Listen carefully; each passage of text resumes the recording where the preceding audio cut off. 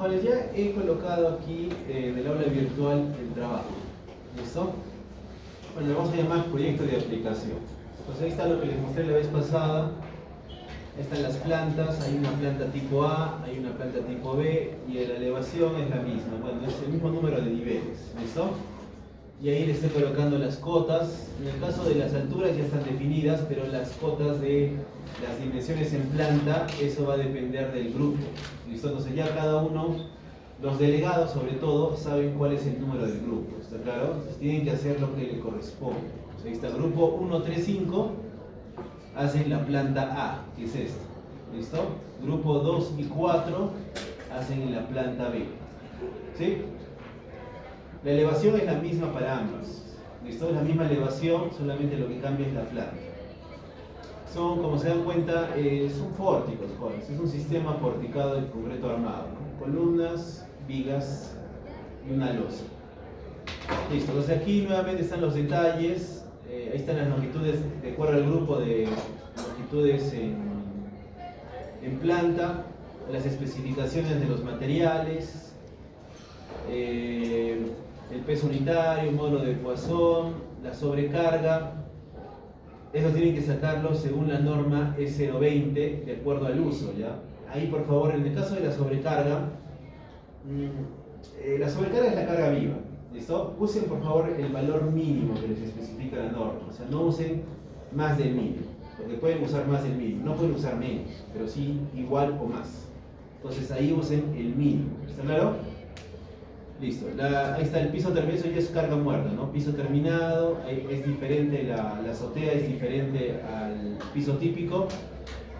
Tabiquería móvil de altura completa. Obviamente que la tabiquería móvil es para el piso típico, no para la azotea, ¿está claro? ¿Sí? La azotea no hay nada. Es una azotea no utilizable, eso me faltó, por ahí lo voy a volver a colocar, ya, azotea no utilizable. Y la tabiquería, esto tengan en cuenta lo que indica la norma 020 con respecto a tabiquería móvil, ¿no? Pues se tienen que revisar esa parte. Listo, el diafragma es una losa maciza bidireccional. ¿Listo? Creo que acá me ha faltado colocarles el espesor, ¿no? Sí, aquí falta el espesor de la losa. No, el espesor lo van a ustedes predimensionar, ¿correcto? ¿Sí? Ustedes definen el espesor. Pero es losa maciza bidireccional. El uso, ahí está el uso. Sala de lectura de biblioteca.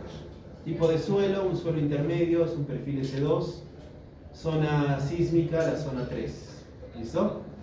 Y se pide realizar lo siguiente. En primer lugar, el predimensionamiento de los elementos estructurales. Y acá pueden usar estas ecuaciones, ¿no? Justamente está la losa maciza. Pueden usar ese espesor para el predimensionamiento, ¿no? ¿Sí? ¿Claro? Entonces sería como su espesor mínimo a considerar. Para la viga peraltada, estas son las dimensiones de H, que es el peralte de la viga, y B, que es el ancho de la viga, ¿no? Que está en función de L, que es la longitud libre, ¿no? La luz libre, ¿recuerdan? O sea, de esta viga, pues luz libre es a cara de columnas, ¿está claro? Entre 12 a 10, ¿no? Varía en ese rango. Ya ustedes tienen que determinar, y si no, eso también va a ir variando, ¿no? Porque a veces predimensionan de una forma, pero cuando hacen el análisis sísmico y para que cumplan lo que pide la norma 030, puede ir cambiando esas dimensiones de la viga, ¿está claro? Y de las columnas también. ¿Sí? ¿Se entiende? La losa no, joder. Lo que cambia son dimensiones de columnas y de viga. ¿Listo? Y el ancho, que es igual, ¿no? El B, que esto depende de o sea, el ancho depende del peralte, que es H. ¿Listo? Está entre un rango de H medios a 2 H tercios. Para el caso de las columnas, también tienen que hacer un predimensionamiento. Este es el área de concreto de la columna, que es la carga de servicio entre 0.45 del F'C, ¿no? La resistencia a compresión del concreto, donde la carga de servicio se puede estimar como esta carga axial P por A y por M. ¿Quién es P? P es esta carga por unidad de área, si es una carga por unidad de área, que va a depender de la categoría, ¿no? Por ejemplo, para categoría A se estima que este valor es 1500 kilogramos fuerza metro cuadrado, para categoría B 1250 y para categoría C 1000. Entonces, en función de la categoría que ustedes van a verificar, pueden asumir ese valor de P luego le multiplican el área tributaria. O sea, cada columna tiene un área tributaria. Eso ya viste en análisis 2, ¿verdad? O análisis 1 también. ¿Listo? No es lo mismo una columna central que una columna de extremo, ¿no? Sí, es diferente. Y el número de pisos. Entonces, aplicando esta ecuación, van a sacar el área de concreto mínima requerida, ¿no? ¿Sí? Pueden empezar sus análisis con esos valores de área de concreto, obviamente que lo traducen a dimensiones, ¿no? O sea, un ancho por peralte de columna, ¿no? ¿Está claro? Listo. Y lo que se les pide, bueno, es el predimensionamiento. Tienen que hacer el predimensionamiento, metrado de cargas, ¿sí? Y comparación con el peso obtenido del modelo en ITAPS. Entonces tienen que hacer un metrado, una hoja de Excel, y comparar lo que ustedes obtengan del programa ITAPS, para que vean la diferencia, cómo calcula el ITAPS la carga. ¿Listo? El peso sísmico sobre todo, ¿no? Análisis modal de la estructura. Reporte de periodos, formas modales y masas participativas, ¿no? Es simplemente correr el análisis modal y hacer este reporte, ¿no? Sacar cuáles son los periodos, las formas modales y las masas participativas. Luego la revisión de regularidades en altura y en planta, que eso lo vamos a hacer en las siguientes sesiones. Cálculo del factor de reducción de la fuerza sísmica, ¿no? En función de ese chequeo se calcula el R, ¿no? Porque el que te da la norma es un R básico, ¿recuerdan? Que se multiplica por el factor de irregularidad en altura y irregularidad en planta, y recién obtienen el R final. ¿Listo? El análisis estático y el análisis dinámico. Para cada uno se pide la respuesta de la estructura, ¿no? Que son las derivas de entrepiso y la fuerza cortante de entrepiso. Esa es la respuesta de la estructura, ¿no? Que para eso, jóvenes, basta un gráfico, ¿no? No hay que hacer un gráfico, obviamente, que donde figuren valores, ¿no? ¿Se han visto gráficos de respuesta? Pues colocas en el eje vertical, en el eje de las ordenadas, el número de nivel, ¿no? O sea, se ordena por nivel 1, 2, 3, 4, 5. Y en el eje de las abscisas colocas, si es derivas, desplazamiento, y si es cortante, fuerza cortante, ¿verdad? Tonelada fuerza, por lo general. Y es un gráfico, ¿no? Entonces empiezas a graficar cuánto es la deriva por todo ese piso, ¿no? Que normalmente, pues, lo que se hace, jóvenes, no es que obtengas una deriva por cada punto de la altura, ¿no? Sino la deriva es un valor al nivel del entrepiso. Y lo que haces es conectar los puntos con líneas rectas, nada más. Obviamente que en el apoyo es 0, ¿no? Entonces comienza con 0 y van conectando puntos con líneas rectas. ¿Está claro? Y para el cortante, lo que se asume es que el cortante es constante, ¿no? En toda la altura del entrepiso. Es un valor por toda la altura del entrepiso, ¿no? Que va a ir variando. ¿Está claro? Listo. Ya, eso para ambos análisis. Luego tienen que verificar que se cumplen las derivas. Hay derivas admisibles, ¿no? Que lo vamos a verificar también en el modelo que hagamos. Y las fuerzas cortantes de entrepiso para el diseño, ¿sí? Entonces, esto es diferente, ¿no? No hay que confundir. Estas son fuerzas cortantes para el diseño. Ojo con ese término, ¿no? ¿Listo? ¿Se entiende, Juan, hasta ahí? Ya, acá me faltó, sí, lo voy a tener que actualizar esto. Me faltó el contenido que tienen que presentar, jóvenes. Pero ya les resumo, lo que tienen que presentar es un informe, ¿sí? Un informe donde estén todos los puntos, pues, que se les está pidiendo, ¿no? O sea, obviamente un resumen, ¿no? De todos los cálculos que han hecho. ¿Está claro? En ese informe, o sea, tratan de ser lo más detallados o concisos, depende, ¿no? De cuando se pide tal, pero tienen que cumplir lo que se les pide como mínimo, ¿no? Si quieren poner alguna información adicional que sea relevante, pueden hacerlo, pero lo mínimo es lo que se les pide, ¿está claro? Entonces redactan un informe que es en archivo PDF, ese es el que lo cargan al aula virtual, el delegado o delegada de cada grupo. Y además les voy a pedir también en un archivo RAR comprimido el modelo, ¿sí? O sea, el archivo del modelo MITAPS, que es un archivo, ahí les voy a pedir mejor el E2K, ¿sí? Porque ¿sí han visto los archivos, las extensiones de archivos de ITAPS? ¿Sí? Es el EDB si no me equivoco, pero el EDB es la extensión normal, pero ¿qué pasa? De que dependiendo de la versión, tú no puedes abrir versiones superiores. O sea, si tú estás con el ITAPS 19, no puedes abrir un modelo que has hecho en ITAPS 20 o 21, no se puede.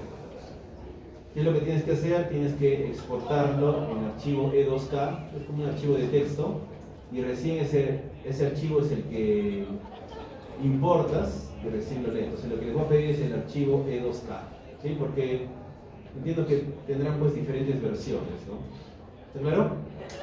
Entonces el archivo E2K es un modelo, eso les voy a pedir, y también ahí la hoja de cálculo que han usado, ¿no? Alguna hoja, porque van a requerir hoja de cálculo para el metrado y para el chequeo de irregularidades. Se requiere una hoja de cálculo. Ya, Juan, yo les pido, mejor manejemos Excel. Ahora puede ser, si por ahí quieren manejar MathCAD, también es una opción, pero principalmente manejemos Excel y GitHub, obviamente, ¿no? ¿Sí? Entonces eso lo cargan como un archivo comprimido. O sea, solamente hay que dar dos archivos, ¿no? El archivo del informe en PDF y el archivo comprimido con los cálculos y el modelo. ¿Está claro? Ya, eso igual yo lo voy a complementar esto, lo voy a modificar para que figure. Ya, la calificación, jóvenes, el trabajo escrito 12/20, ¿sí? Y la presentación oral también se va a calificar 8/20. Entonces, ¿cómo funciona, no? El trabajo escrito lo entregan en físico y en digital, lo entregan el día lunes 24, que va a ser el último día de clases, lunes 24 de junio. ¿Listo? Entonces ahí me entregan el trabajo físico y hasta esa fecha tienen para cargarlo aquí, ¿no? En el aula virtual, observen, se ha creado esta tarea que es entrega de archivo. Entonces ahí entran, está activo solamente hasta el 24 de junio. Después de esa hora, 4:45 se cierra. No hay más plazo. ¿Está claro? Entonces tienen que cargarlo antes de esa hora. Solo el delegado o delegada de cada grupo, ¿no? Que carga esos dos archivos, ¿sí? Los archivos, el informe en PDF y los archivos del modelo y cálculo como RAR, comprimido. O sí, por RAR. Listo. Y aquí, jóvenes, la parte de la presentación oral, que es 8 puntos de los 20 puntos. Eso va a ser el día de las evaluaciones, ¿no? Aquí, miren, yo espero que, como es semana y media los exámenes finales, que sea el jueves 4. Pero esto no depende mucho de mí, jóvenes. A veces lo programan, puede ser de repente el viernes de la primera semana. Yo estoy pidiendo acá que sea el jueves de la segunda semana de evaluaciones, el 4. ¿Listo? Ya igual les confirmo eso. Pero ¿cómo es la dinámica, no? Van a hacer exposiciones grupales y solamente en horarios de 45 minutos está presente el grupo. Expone y se retira, entra el siguiente grupo. Y así. ¿Listo? Si bien es cierto, se les va a dar 45 minutos, pero la presentación debe durar solamente 30 como máximo. ¿Está claro? Porque hay un tiempo también de preguntas. Y deben exponer todos los integrantes del grupo. O sea, tienen que dividirse, ver la forma, no sé, si son 6, cada uno le tiene que corresponder una parte. ¿Está claro? Listo. Y comenzamos, bueno, yo propongo acá que sea de 3:15 a 4, un grupo, el 5, luego de 4:45 el 4, de 4:45 a 5:30 el 3, de 5:30 a 6:15 el 2 y de 6:15 a 7 el 1. Así vamos en orden. ¿Está claro? Listo, vale. ¿Alguna pregunta sobre el trabajo? ¿Proyecto de aplicación? ¿Está todo claro? Entonces, como ven, jóvenes, ya pueden ir avanzando, ¿eh? Ya pueden ir avanzando en su trabajo. Listo.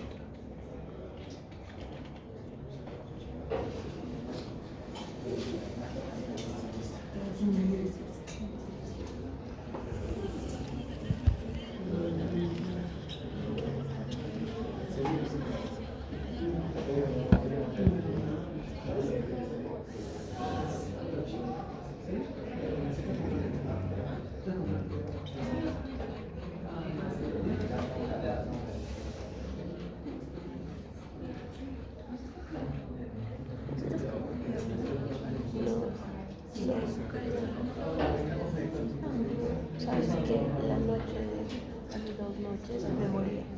Yo ya veía la luz, porque me dio una fiebre, estaba con el calor, estaba con miedo, mi mamá estaba durmiendo, se me ponía pañitos para quitar la fiebre.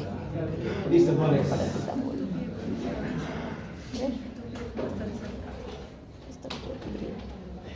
Hirviendo. Justamente debería haber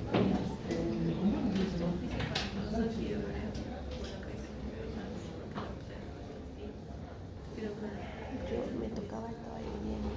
Por eso me ponía los manitos para salir caliente. Eso dio la peor noche. Es muy triste. Ya, entonces miren, vamos a continuar donde nos quedamos, que era el análisis estático para un pórtico plano, ¿no? Este es el análisis estático que, bueno, en inglés, pues, el A se le llama el Equivalent Lateral Force, ¿no?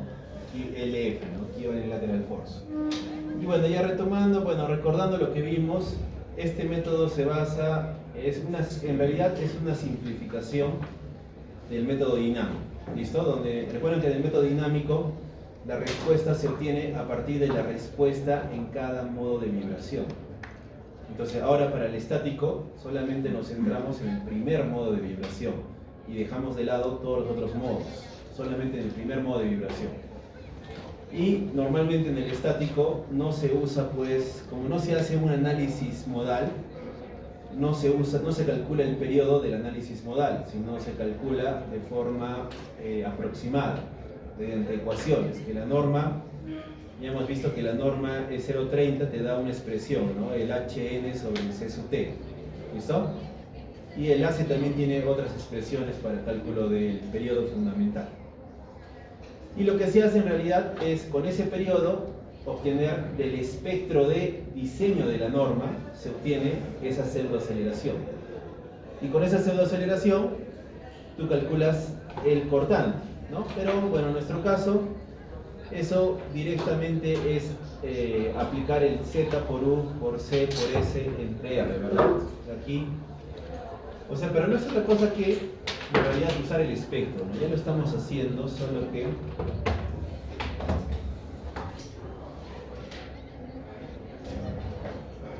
O sea, en realidad lo que está haciendo aquí, bueno, no, es un punto aparte, porque aquí, jóvenes, para este ejemplo en concreto, no usar el espectro de diseño, ¿eh? Lo que va a usar aquí, si ustedes recuerdan lo que estamos viendo, es el espectro de respuesta, que el espectro de respuesta es de un solo acelerograma. El espectro de diseño, recuerdan que, bueno, se llegó pues a un método probabilístico, que tomaron muchos acelerogramas, y a partir de todos esos acelerogramas construyeron como un envolvente, ¿no? Suavizaron las curvas y obtuvieron un espectro de diseño. ¿Está claro? La norma, como ya les había mencionado, no es clara en ese sentido cómo llega al espectro de diseño, ¿no? Pero ese es el procedimiento, ¿no? O sea que tienes que haber evaluado una gran cantidad de acelerogramas, haber construido su espectro para cada uno y en función de eso ver pues cuáles son lo que se espera en todo el territorio nacional, ¿no? Y haber suavizado el espectro, y normalmente se toma hacia el límite superior, ¿no? Siendo conservadores, ¿no? No tomas el inferior ni el promedio, sino te vas hacia arriba. ¿Me entiendes, Juanes? O sea, lo que me refiero es de que, o sea, si hubiera habido varios así espectros así de esta forma, y otro por aquí, así, o sea, tomarías tú algo así, ¿no? El envolvente superior. ¿Me entiendes, Juanes? Lamentablemente, como les digo, no hay información en realidad de cómo es que se llega al espectro de diseño de la norma 030. Pero esa es la metodología, ¿no? A grandes rasgos. Claro, o sea, como hacer el envolvente superior, cosa que ya estás considerando todos los sismos que se pueden presentar en ese territorio, ¿no? ¿Claro, Juanes? Listo, entonces no es otra cosa que aplicar el espectro. Ya lo están haciendo, ¿no? Lo están haciendo aquí, cuando aplican esta ecuación. Ya están aplicando el espectro, ¿no? Mediante este C, ¿no? Este C es una función del periodo. El C depende del periodo, ¿no? ¿Listo? Ya está, entonces calcular el cortante. Recuerden que aquí se demostró esta expresión, ¿no? Esta expresión para calcular las fuerzas inerciales, para lo que se llama hacer la distribución de la fuerza en altura. ¿Recuerdan? Todo esto partía de qué? De asumir que, de esto, ¿no? Recuerden que, ¿qué es lo que están asumiendo, jóvenes? De que la estructura se va a deformar como el primer modo de vibración. ¿Cómo era el primer modo? Todo se iba hacia un lado, ¿no? Todo se iba a la derecha o a la izquierda. Y aquí la simplificación está en que tiene la forma de un triángulo invertido, ¿no? Por eso es que se puede establecer proporciones entre los lados del triángulo, ¿no? Y de ahí se llega a esta expresión, de que la fuerza inercial del nivel X, o sea, del nivel X cualquiera, es la altura medida desde la base de ese nivel, ese HX es altura desde la base, por el peso sísmico de ese nivel, todo esto entre la sumatoria de los HI por WI, o sea que son las sumatorias de todos esos productos para todos los niveles. ¿Está claro? Y todo eso multiplicado por el cortante basal te da la fuerza inercial. Y a todo eso que está entre paréntesis es lo que nosotros le llamamos en la norma E030 el alfa, el coeficiente alfa I. ¿Está claro? Listo, entonces aquí lo que hicimos es aplicar esto, lo aplicamos para este ejemplo, ¿no? Que era el mismo ejemplo que se vio para el análisis modal, ¿recuerdan?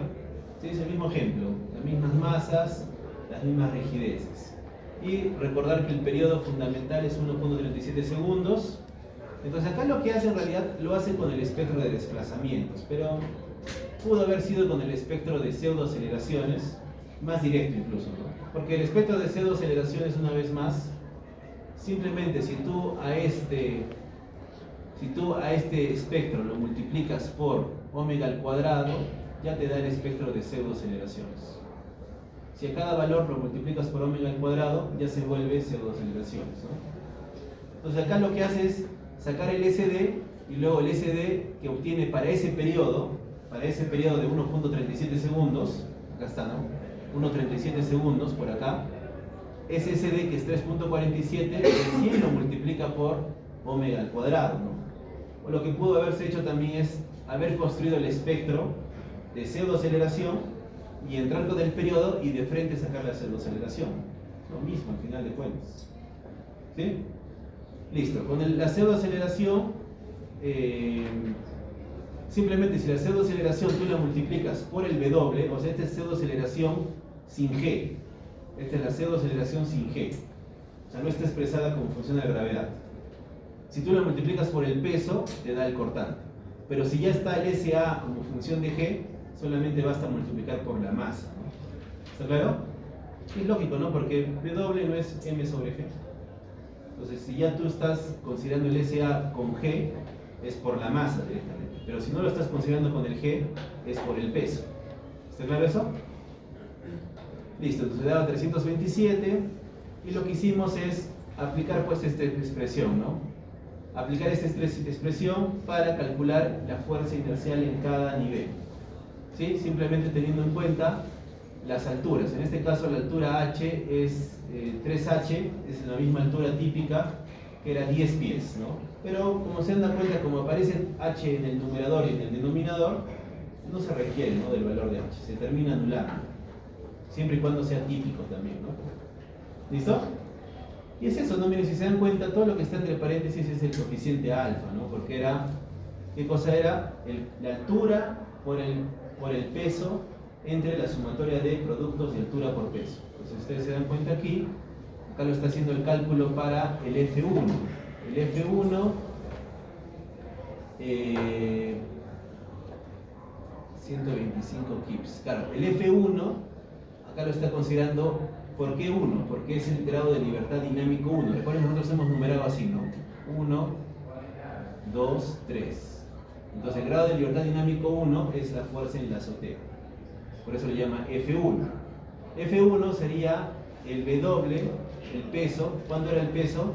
386. ¿Dónde han salido esos pesos, jóvenes? No ha salido más que multiplicar las masas por la gravedad.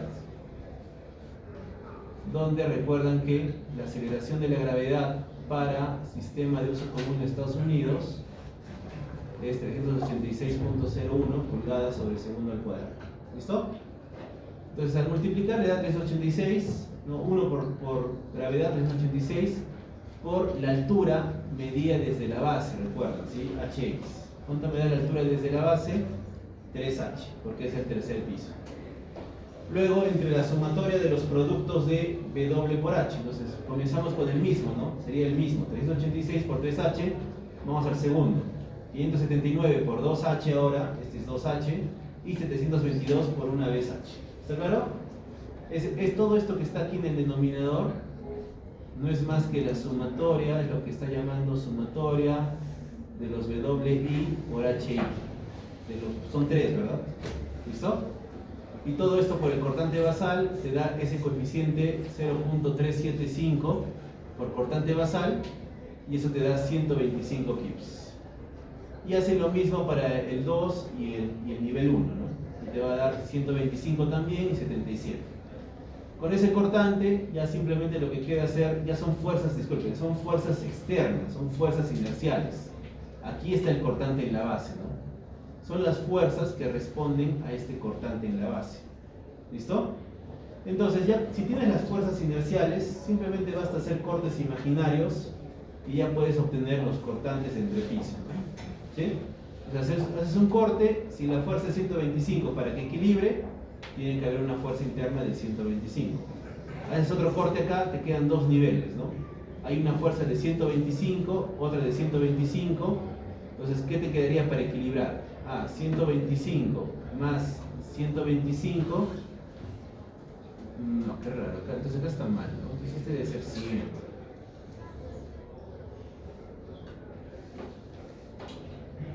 Sí, porque la que equilibra 125 más 100 es 250, ¿no? A ver, calculen, jóvenes, este valor de 2. ¿Cómo sería el valor de 2? Sería, en vez de 386 por 3h, sería 579 por 2h. ¿Cuánto les da eso? Solamente reemplacen 579 por 2h acá en el numerador. El denominador sigue igual, ¿no? Porque es la sumatoria del producto.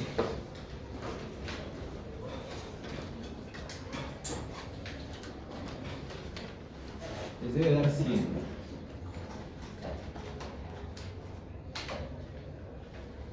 Les da 100 kips.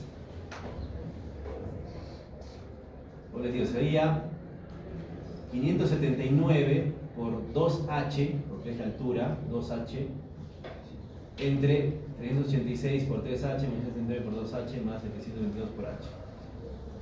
Les da 100. Por el cortante basal, ¿no? Que es 327. Todo eso por 327. Cortante basal. 125. Está bien, sí, me estoy confundiendo. Sí, Juan, voy a disculpar. Yo me estoy confundiendo. Está bien. Es 125 porque ya, si hacemos el corte aquí, al sumar 125 más 125 te da 250, ¿no? Está bien. Ya, y luego si haces otro corte aquí, tendrás que sumar 125 más 125 más 77, que te da el cortante, ¿no? 327. Listo, ya está. Entonces tenemos cortantes y aquí se hacía la comparación con lo que se obtuvo del análisis modal, ¿no? Lo que está entre paréntesis de color rojo son esas fuerzas. Y como ya se vio, en lo que es cortantes, sobre todo en el último entrepiso, miren, fíjense en el tercero, sí hay una subestimación del cortante, ¿no? Miren, el cortante que nos da por método preciso, que es dinámico modal espectral 220, por este método que es aproximado, te da 125. Estás subestimando el cortante. ¿Se dan cuenta? Eso porque, bueno, es una tendencia del método, pero acá se hace más grave por el hecho de que ya hablamos de que, si se dan cuenta, esta en realidad es una estructura irregular. Porque miren, de 2 pasa a 1,5 y luego pasa a 1. Es bastante irregular. ¿Se dan cuenta? Se va reduciendo la masa en cada nivel. Y recuerdan que la misma norma no te permite hacer el análisis estático para edificaciones irregulares. ¿Listo?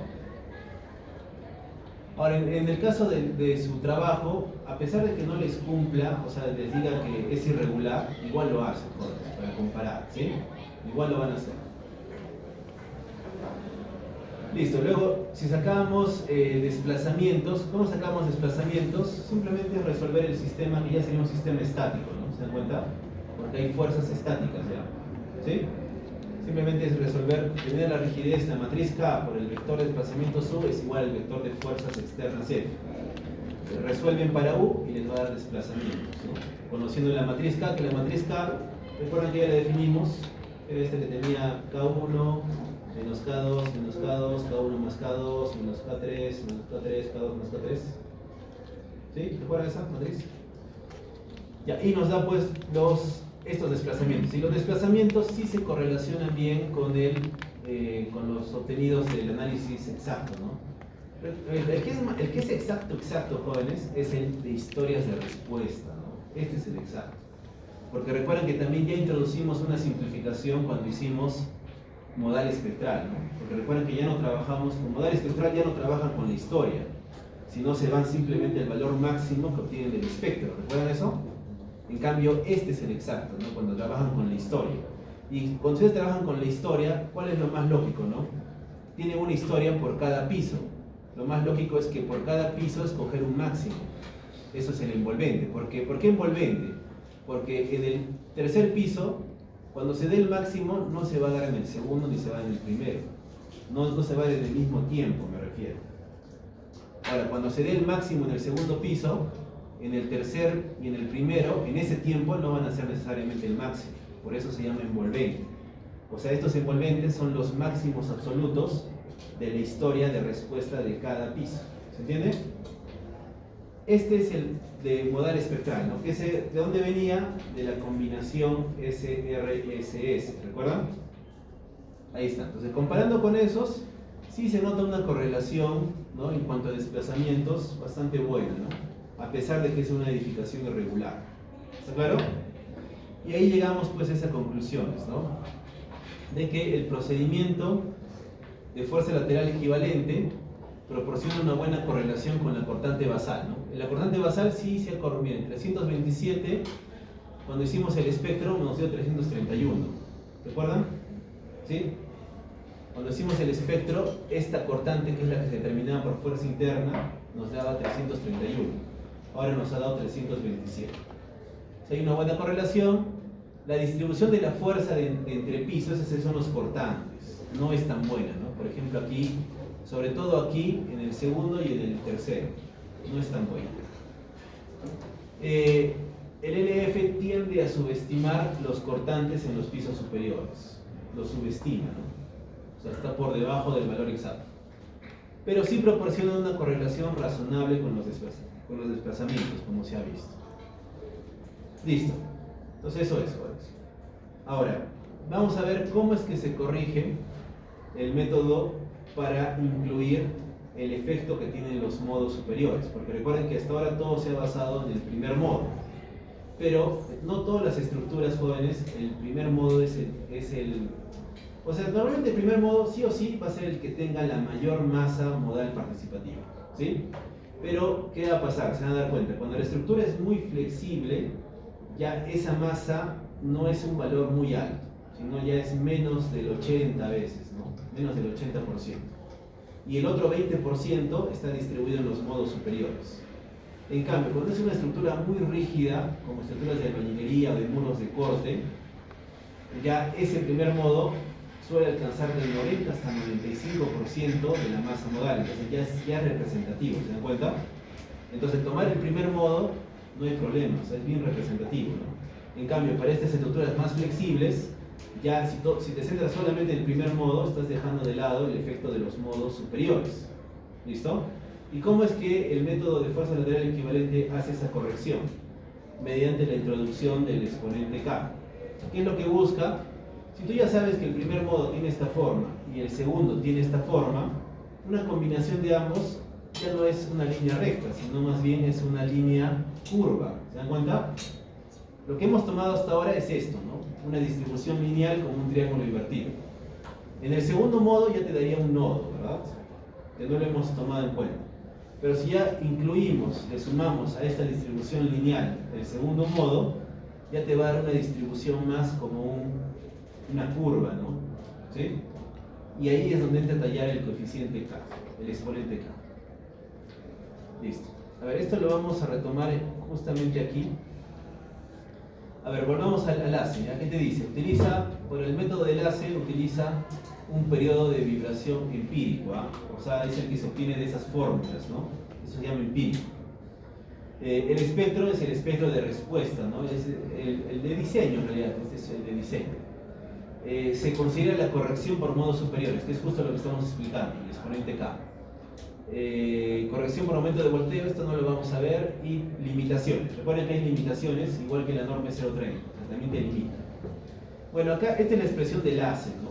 La expresión del ACE te dice que el periodo de forma aproximada, que le llaman T sub A, por eso es aproximado, es este coeficiente C sub T por la altura de la estructura, y acá considero un exponente X, que, o sea, esto sí les expliqué, recuerdan en las primeras clases, que se había hecho todo un estudio de edificaciones reales de sus periodos, y se obtuvieron así unas curvas, unas gráficas que eran puntos, ¿verdad? En función de esos puntos se hizo como un ajuste, y de ahí se sacó esa expresión para el periodo de forma aproximada. Y obviamente siempre se hizo, el ajuste siempre se hace hacia un periodo inferior, ¿no? Para darle seguridad. No se fue a un periodo superior, sino se fue como al envolvente inferior. ¿Está claro? Y bueno, esta fórmula que sí la conocen bastante, que esta es una forma práctica de encontrar el periodo, que es 0.1 veces el número de niveles. Pero ojo que esta funciona siempre y cuando sea puro pórtico, ¿ah? O sea, puro sistema de porticado. Que justamente sería su caso, ¿verdad? Porque su caso es sistema porticado y no excede de los 12 pisos, ¿verdad? Pero sí lo que no estaría cumpliendo es que la altura mínima es de 10 pies. ¿Cuánto es 10 pies en metros?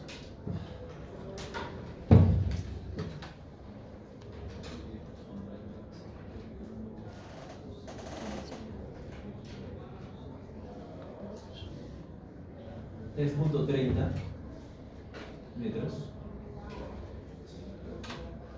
¿Sí, no? Entonces no estaría cumpliendo, ¿no? Porque las alturas recuerden que son de 3 metros, ¿no? Con excepción del primer nivel que es 4. ¿Listo? Pero bueno, sí les va a dar una buena correlación. Entonces ya deben esperar que su periodo sea 0.1 veces 5, o sea, 0.5 segundos. Debe estar por ahí, ¿no? Si les da un periodo de 1 segundo, está mal, por eso está mal. O si les da de 0.1, está mal.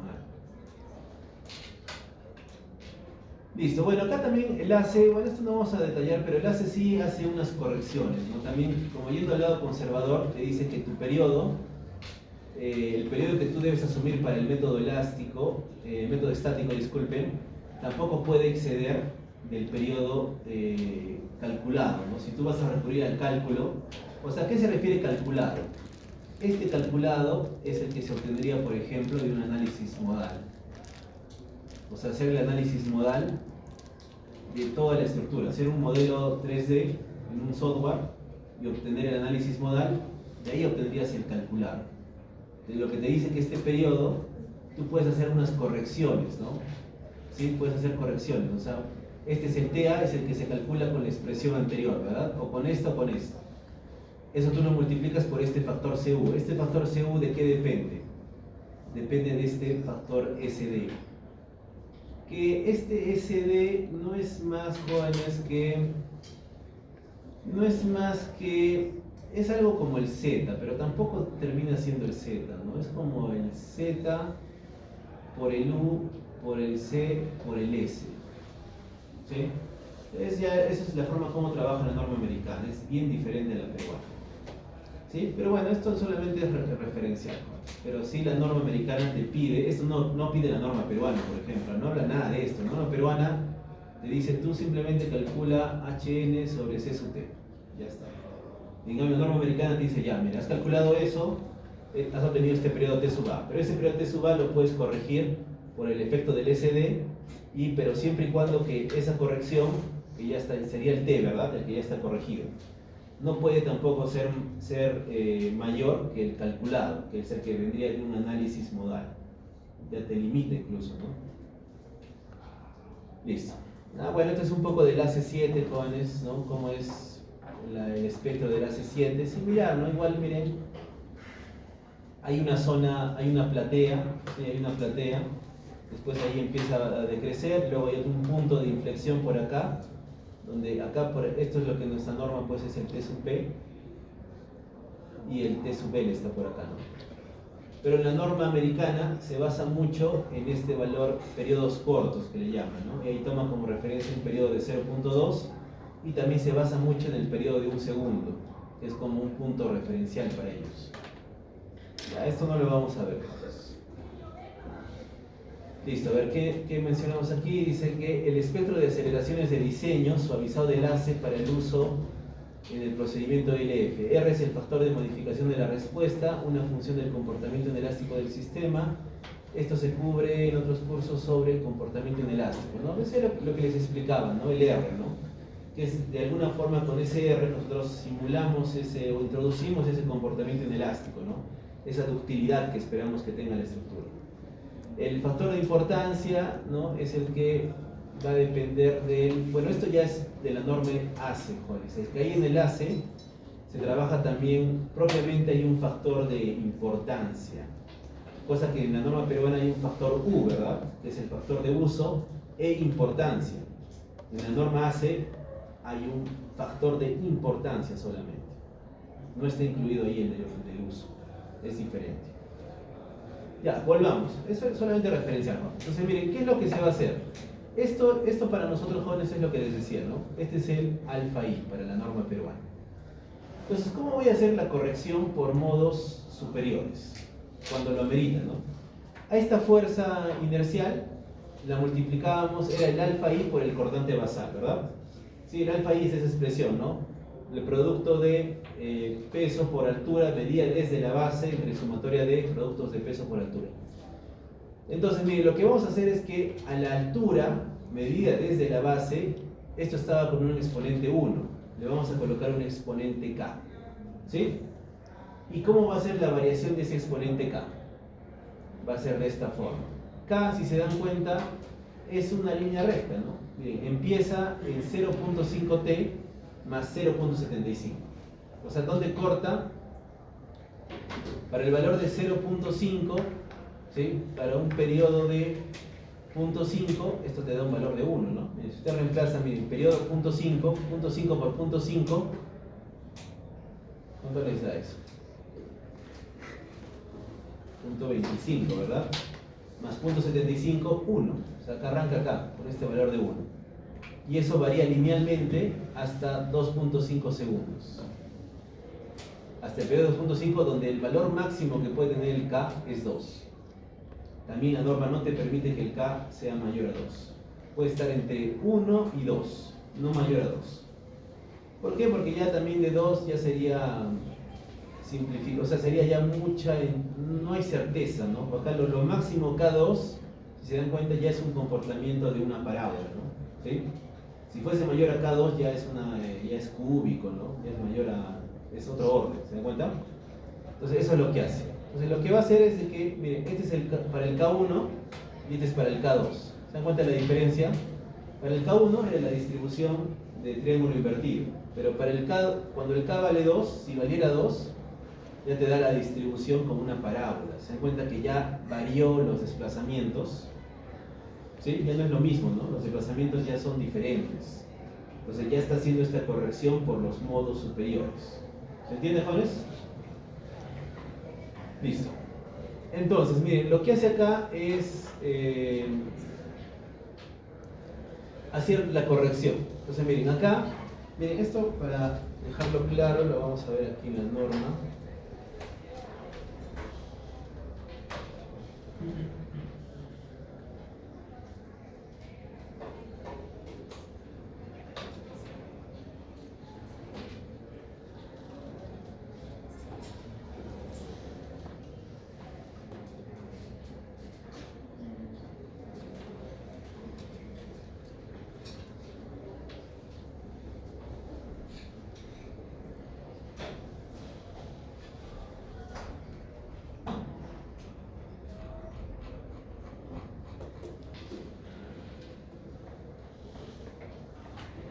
Ya, vamos a la norma.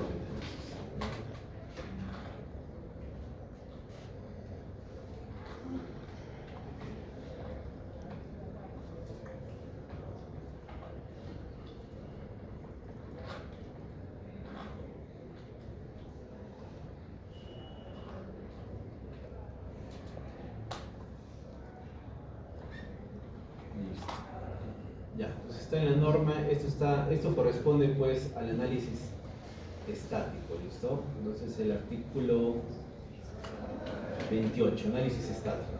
Pues ahí está la expresión del cortante, aquí está la expresión de la fuerza inercial, el alfa I por el cortante V, y aquí está la expresión del alfa I. En cuenta, acá trabaja con el P sub I, que ese es el peso sísmico por nivel, el H sub I, que es la altura medida desde la base, y K es este exponente. Miren, aquí está, donde te lo dice claramente, donde N es el número de pisos del edificio, K es un exponente relacionado con el periodo fundamental de vibración de la estructura T en la dirección considerada. Recuerden que todo el análisis se hace en dos direcciones principales, ¿no? El X y Y. Entonces, miren, acá te dice acá te da la ecuación de SK. Si tu periodo es menor a 0.5 segundos, el K vale 1. O sea, es como si no existiera el exponente, ¿verdad? K vale 1. Si el T está mayor a 0.5 segundos, si el T es mayor a 0.5, pero menor a 2, disculpe, no. Si el T es mayor a 0.5 segundos, el K vale 0.75 más 0.5 de T, o sea, varía con una línea recta, ¿se dan cuenta? Pero es a partir de un T 0.5, por eso el primer valor que tendría el K es reemplazando este T 0.5, ¿se dan cuenta? Pero este valor de K no puede exceder de 2, ¿sí? El valor de K no puede exceder de 2. Entonces, si esto lo trasladamos aquí, es lo mismo que está aquí, ¿verdad? 0.75 más 0.5, 0.75 más 0.5 de T. Bueno, el orden no va a cambiar, ¿no? ¿Se dan cuenta? Entonces, miren, este valor no excede de 2. Entonces, si sacan nomás por la misma ecuación, para valor de 2, K igual a 2, ¿qué periodo le corresponde? 2.5, ¿no? Es despejar nada más con eso. Si K vale 2, ¿cuánto vale T? T vale 2.5. Entonces, lo que está haciendo es que está considerando desde periodos de 0.5 a 2.5 esa variación del K. ¿Listo? Listo. Entonces, aquí, jóvenes, lo que va a hacer es... entonces, para terminar esta parte, lo que se ha hecho aquí es hacer la corrección. Entonces, si se dan cuenta, mi periodo es 1.37, ya es mayor a 0.5, ¿verdad? Y entonces sí le puedo hacer la corrección. Entonces, calculo el K. ¿Cuánto me daría K? 0.5 por el periodo, 1.37 más 0.75 me da 1.435. ¿Listo? Entonces, ahora, cuando yo calcule la expresión de la fuerza inercial, para calcular el alfa, o lo que la norma se llama el C, el CV, tienen que incluir el H elevado al K. ¿Listo? Y eso les va a dar esta distribución de fuerzas inerciales. Lo que está de color negro es lo que se ha hecho haciendo la corrección del exponente K. 146, 120, 61. Y lo que está de color rojo es lo que obtuvimos sin corrección, lo que hemos hecho antes. ¿Listo? Y sí hay una mejora, ¿se dan cuenta? De 146, recuerden que acá estaba subestimando, 125 estaba subestimando, ha pasado a 146. Acá está en 120 y acá está en 61. ¿Listo? Entonces, a ver, ¿qué podemos concluir de aquí?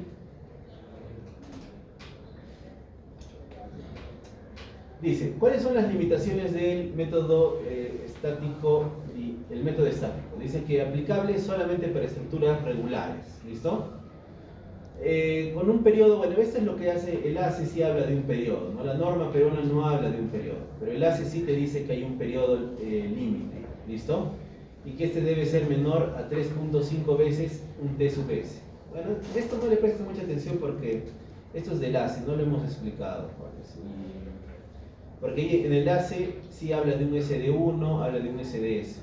¿Listo?